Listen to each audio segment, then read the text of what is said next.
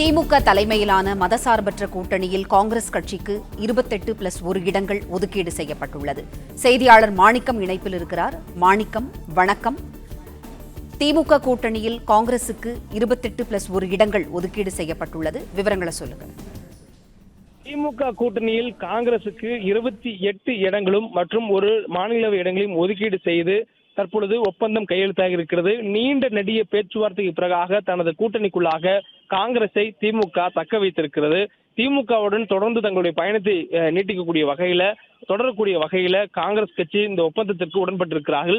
25 இடங்களை கொடுத்திருக்கக்கூடிய சூழல்ல 28 இடங்கள் என்று அவருடைய பேச்சுவார்த்தையினூடாக தொகுதியுடைய எண்ணிக்கை அதிகரிக்கப்பட்டு தற்பொழுது தொகுதி உடன்பாடு கையெழுத்தாகி இருக்கிறது.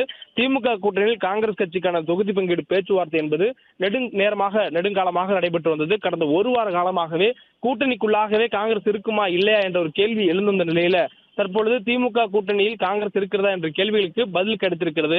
திமுக கூட்டணியில் காங்கிரஸ் கட்சி 2026 சட்டமன்ற தேர்தலை எதிர்கொள்ளும் என்கூடிய அடையாளமாக கூட்டணிக்கான ஒப்பந்தம் கையெழுத்தாகி இருக்கிறது. அதே நேரத்தில் திமுக கூட்டணியில் காங்கிரஸ் கட்சிக்கு ஒரு மாநிலவை இடமும் ஒதுக்கீடு செய்யப்பட்டிருக்கிறது.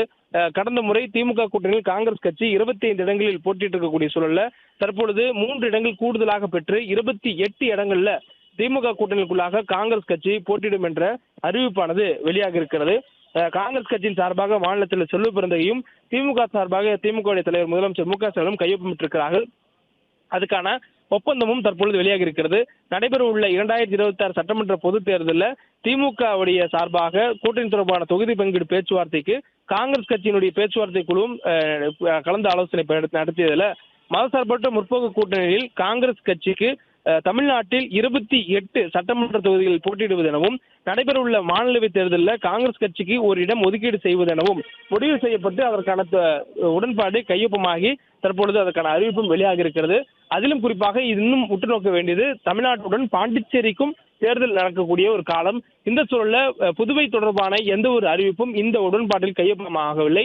இந்த சூழல்ல காங்கிரசுக்கு 3 தொகுதிகளை கடந்த காலங்களில் கூடுதலாக கொடுத்திருக்கக்கூடிய சூழலில் புதுச்சேரியில் காங்கிரஸ் நேரடியாக போட்டியிட இருக்கிறதா அல்லது திமுக கூட்டணியில் இந்த முறை திமுக புதுவையில் போட்டியிட இருக்கிறதா என்பதெல்லாம் இதுக்கு முன்னால் வரக்கூடிய பேச்சுவார்த்தையோட தெரிய வரும் என்ற தகவல் சொல்லப்பட்டிருக்கின்றன.